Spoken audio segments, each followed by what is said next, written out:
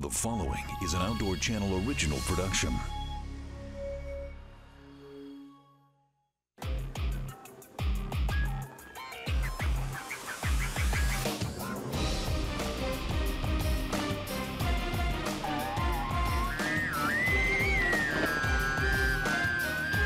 You get the shot, take it.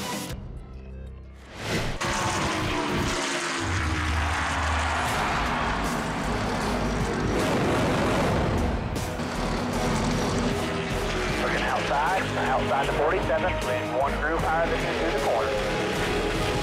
Realtree's NASCAR Outdoors, presented by Chevy Silverado, the official truck of the outdoors.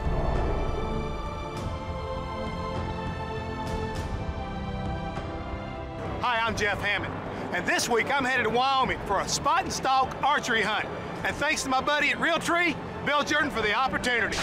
Hello everybody, I'm Bill Jordan. For the ones who know me, you know that I live for the outdoors. But what you may not know, that I'm a big fan of the sport of NASCAR. The fans, the pits, the cars. It's intense, lightning fast-paced in every sense of the word. Here on Realtree's NASCAR Outdoors, I have the chance to take these drivers and personalities out here in my world. And let me tell you, you'll see a whole different side from the one at the track. This week, former crew chief turned NASCAR sports commentator Jeff Hammond heads to the heart of Wyoming's Laramie Mountain Range for a spot and stalk archery elk hunt. Share their experience with one of the most exciting things in all of hunting, the Rocky Mountain Elk Race.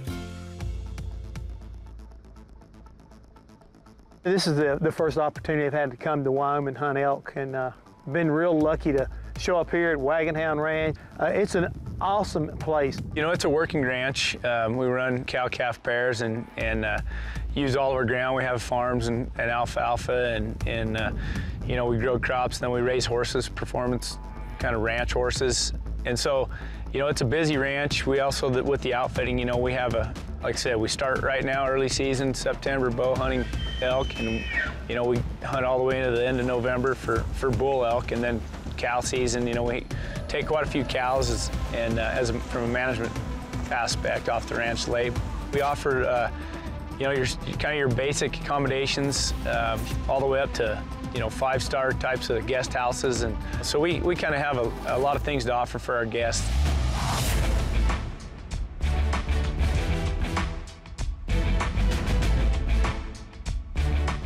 A lot of folks ask me, so, well, Jeff, you know, now you've taken up archery hunting, why? Well, you know, with the right guide and the situation makes itself available, if you got the right firearm, anything at 200 yards, 400 yards, your percentage is so much greater. But buddy, let me tell you, if you really want to find what you're made of, you grab yourself one of those little bad boys with a string on it and a stick that comes out the other end of it, and you go see if you can get close enough to one to know when to draw, how to place the shot, how many yards you're out. And I'm here to tell you, it will drive you insane to know that you just let a bull get away from you that with a rifle, he'd be yours. Well, elk hunting, especially archery elk hunting, it is tough. It's, you know, there's so many different scenarios that kind of have to come together for you know, to get a shot within 40 yards or, you know, inside of that range or whatever your hunter's comfortable with. And like I told Jeff Hammond, you know, and I know he's killed one good bull with his bow. But I said one of the hardest things is knowing when to draw. You know, you might get that elk to come in, but feeling comfortable and drawing so you don't spook them is one of the hardest things in my mind. Archery hunting elk is probably, I think, the most difficult challenge that a hunter can undertake here in the United States, as far as I'm concerned, out of all the other choices you can do, because you will walk your full self to death if you ain't careful trying to find the right one.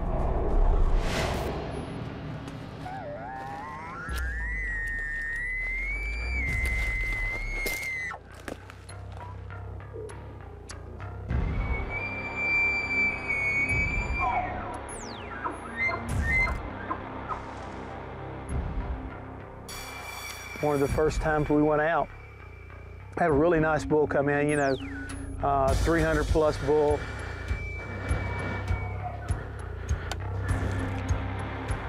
I think this is gonna happen quick.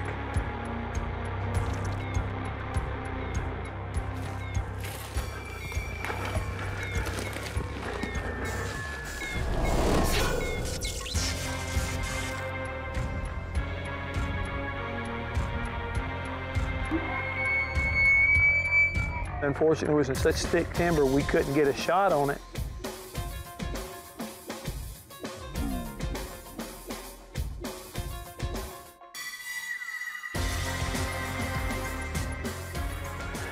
Been fighting the wind all morning. Got a close encounter on a bull. We got him to come in. Just couldn't get a shot on him. It's a good bull. Got an idea where they are. Maybe we can back out. Come back this afternoon, maybe get another run on. If you want the ultimate gratification for the effort you put in, you do archery hunting, because it really gives you almost a mano-a-mano type of a face-off between you and the animal. You got to forget what you had learned with the rifle. Totally throw it away. The challenge is, in my opinion, so much greater. Coming up, Jeff Hammond is faced with an opportunity of a lifetime. And I knew automatically when he came off the hill, this is a good bull. But will his strategy pay off when it comes down to the defining moment of truth? The thrill of the hunt is shifted into high gear. Next on Realtree's NASCAR Outdoors.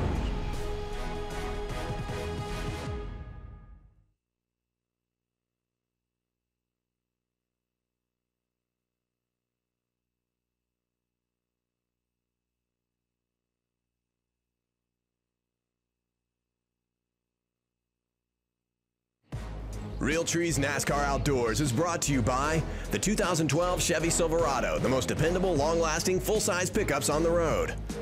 By Russell Outdoors, explore your limits. By Primo's, speak the language. By Thompson Center's New Dimension bolt-action platform. By New Holland, the official tractor of Team Realtree. By Bass Pro Shops, your adventure starts here.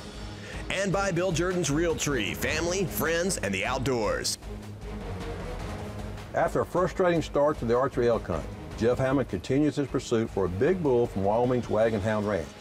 And you can be sure there's likely to be an uphill battle from here.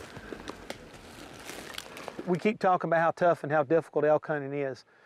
To be able to find out where the big bulls are and get where they're doing, where they like to live and everything, you got to be able to go up these steep peaks. And so you got to do a lot of walking, a lot of climbing. There's a challenge right there in its own right. It's cool in the morning, it warms up during the day, so you have to try to layer your clothing so that you can take off what you need to, so you can be comfortable during the course of the hiking up and down. Preparing properly with your backpack as far as your hydration is concerned. I mean, that's another big challenge when you're elk hunting, because you're going to get dehydrated, and that's the worst thing that can happen to you. You'll start to cramp up. It makes it very, very challenging to, when you leave elk camp that morning, to have what you need from snacks, possible lunch if we're going to stay out all day. To me, it's like working on a race car. The best prepared plans usually lead you to victory lane, and that's kind of like what we hear when we're trying to hunt elk, is that you lay out a plan, you try to execute, and if you do everything right, well, you give yourself the best opportunity. Hammond has been planning for the best opportunity since becoming a pit crew member back in 1974. A career that eventually led to the position of crew chief and 6 Sprint Cup championships.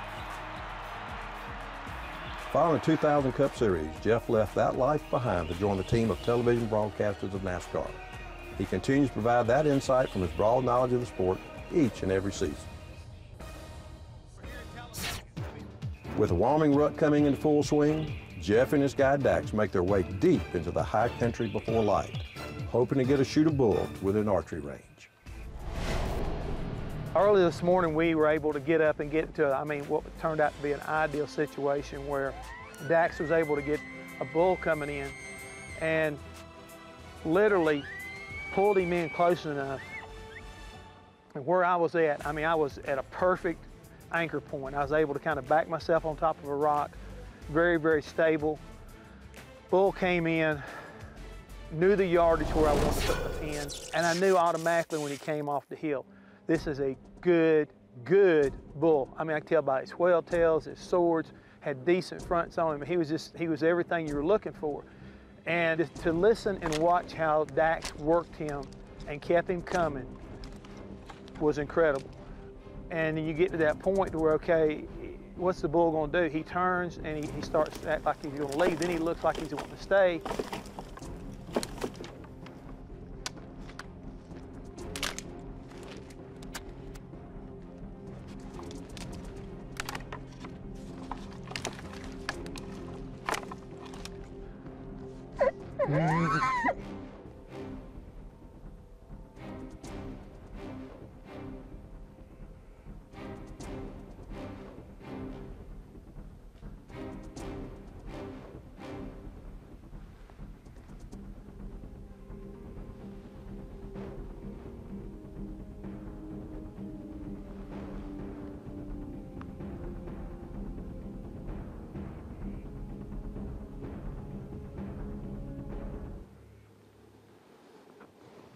And my inexperience kept me from making a shot at about 40 yards.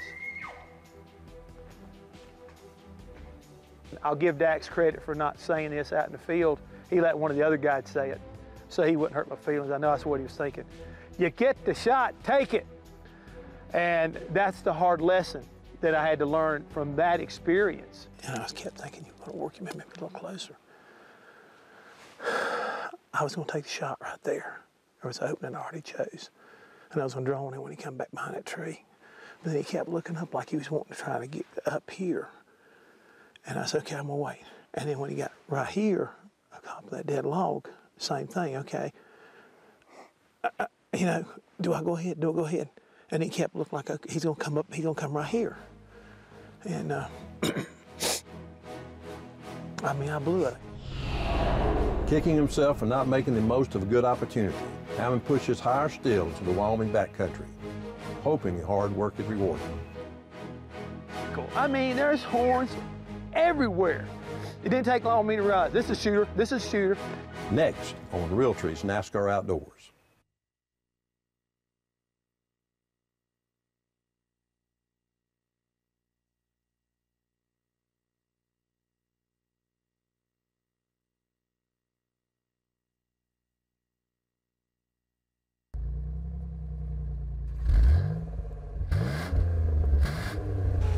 In 1989, Darrell Waltrip ended years of frustration when he finally found victory at the Great American Race. The Daytona 500 belongs to Darrell Waltrip.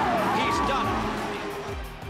Waltrip won his first Daytona 500 with a fuel mileage strategy inspired by his longtime crew chief, Jeff Hammond. Crowd, Jeff, turn around here. What a gamble, and did it pay off? I can't believe it. Oh, man. We knew whenever Kenny broke away from us that we couldn't catch him. They were running too fast, so Darrell automatically went to plan two. Said, hey, just draft everybody and anybody. And we just didn't worry about the speed. We just kept hanging in there. We knew the only way to win this race, we had to beat them on mileage, and we did. One thing you may not know about Jeff Hammond, but he started his NASCAR career as a tire changer. Then he teamed with Darrell Waltrip as crew chief to become one of the most successful teams in NASCAR history. He was so inspired about NASCAR, he even started a pit school. The sport was changing, and I realized that, along with my partner Tom DeLoach, that, you know, we need to come up with a school, because we knew how important the pit crew was. We knew that you could gain more time on pit road than just about could make on a racetrack. So we started focusing on trying to take that young talent, educate it in the right process, and now it's pretty much been adopted by all the major teams from Hendrick Motorsports, Roush Fenway, Earnhardt Ganassi, Childers Racing. They're all doing it. We feel like we've looked at the total picture, and we understand what you need. From live actions, we have pit stalls that are representative of what you will see at any racetrack you go to. We don't just practice with one car, we practice with multiple cars. We have the cars coming in at 35 miles an hour, so you get a real feel of what to be looking for as they're coming off of turn 4. Woo! We also understand, like any good athlete, you have to train, you have to be strong, you have to have the ability to do all these tasks as they're asked you. So we got a world-class gym downstairs. We have a sports medicine trainer that's here. So if you get injured, we can rehab you and get you back in the game if you need to be. We understand exactly how the big teams do it, so that when you get through our process and working with this group here at Pitt and our coaches, you are as good as you can get. And when you get an opportunity to go out and perform in front of 100,000 people, that's what it's all about. If you can get on pit crew, especially a winning pit crew, you can feed that need for speed, you might want to say, because that's what it's all about. When you're up on that pit wall and that car's coming down pit road and there's 40 other ones either chasing him or right in the middle of him, it doesn't matter. You're in the thick of the battle. We give you that opportunity to get that experience and then go ahead and go forward with your natural ability. And again, I've been very, very proud to see a lot of the guys that come through here make it to the Sprint Cup level. That's what everybody's gunning for, and they've been very successful.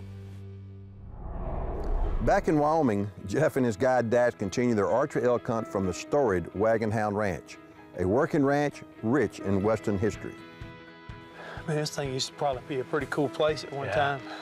Yeah, I think they had about 9 buildings all through here. And there's the main house is over that way. But I don't know anything. You know what that old car would be?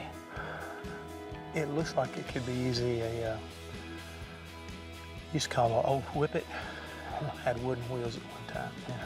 I think I heard they used to use it to run some sort of machinery with it. Well, I'm sure a lot of the farms at one time would take the rear tire off and put it in gear, you know, wrap a leather drive belt off of it, and they could run their different grain grinders and choppers and stuff like that. So the beginning of modern technology, we know it today. Yeah.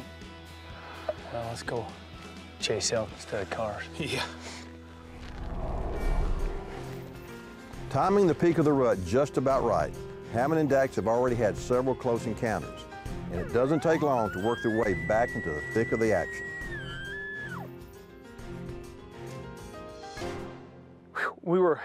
I think we were right in the middle of Elk Highway. We had elk surrounding us. I know what George Custer felt like now. I mean, I was totally surrounded by elk at one time.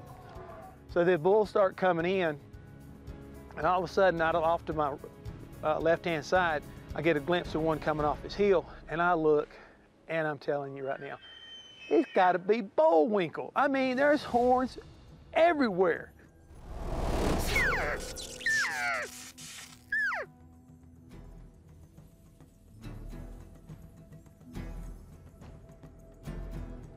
It didn't take long for me to realize, this is a shooter.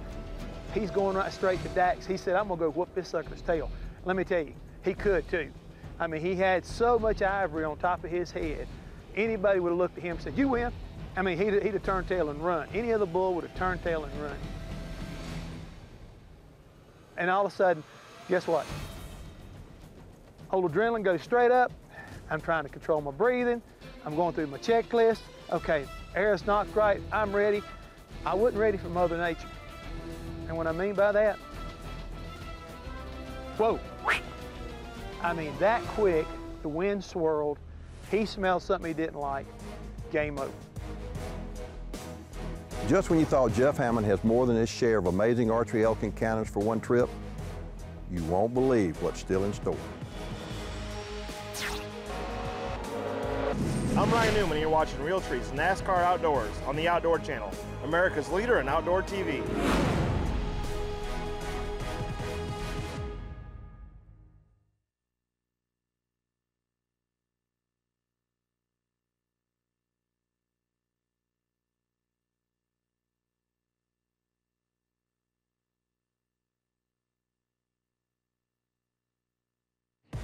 Realtree's NASCAR Outdoors is brought to you by the 2012 Chevy Silverado, the most dependable, long-lasting, full-size pickups on the road. By Russell Outdoors, explore your limits. By Primo's, speak the language. By Thompson Center's New Dimension bolt-action platform. By New Holland, the official tractor of Team Realtree. By Bass Pro Shops, your adventure starts here. And by Bill Jordan's Realtree, family, friends, and the outdoors. Since I've gotten here, we've had so many different encounters and some good encounters, and I don't mind saying that, you know, I've had one encounter that, you know, hey, I messed it up, part of that learning curve, and I'm not ashamed of that. But yeah, we've been able to get several bulls called in. Dax has done an incredible job of picking the right places, knowing when to change calls from cow calls to the bugling. We've been mixing it up all week. I had bulls this morning that came in strictly to cow calls, and then I had bulls that wouldn't come in to anything but a bugle. This week, you know, it's kind of that point in the rut where things are starting to change, things are starting to happen. Just making noise out there gets them fired up, and you just kind of have to check the temperature of the elk and see what's making them hot, and back off the bugle sometimes, or not even use it, you know, and same with the cow call. With one final attempt, Jeff and his guide Dax put it all on the line for just one more shot to make something happen.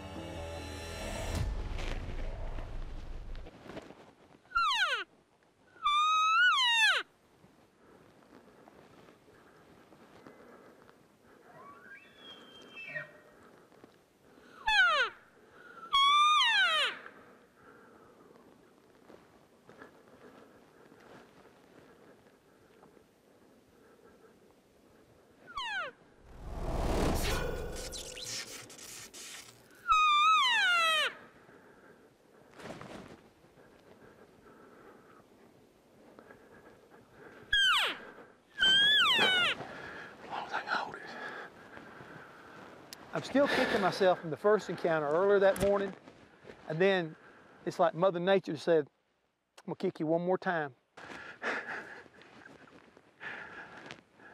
Tree limb.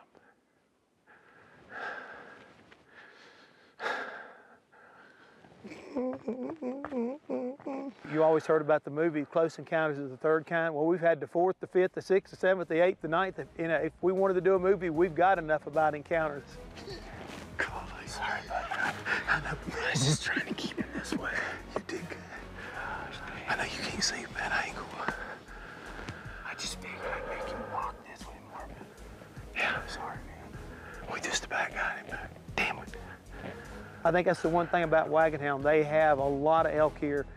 Anybody who comes out here, they're going to be pleasantly surprised about the opportunities and the adrenaline rush each and every time that you go up a hill, because when you get there and you start calling, there's going to be somebody calling you back, and that's what really elk hunting is all about, is getting right in the middle of them and making it happen. I said it once, I'll say it again. Anybody who wants to do elk hunting with a bow, come join the club of frustration, disappointment, and just plain flat out being mad, and not necessarily at anybody but yourself.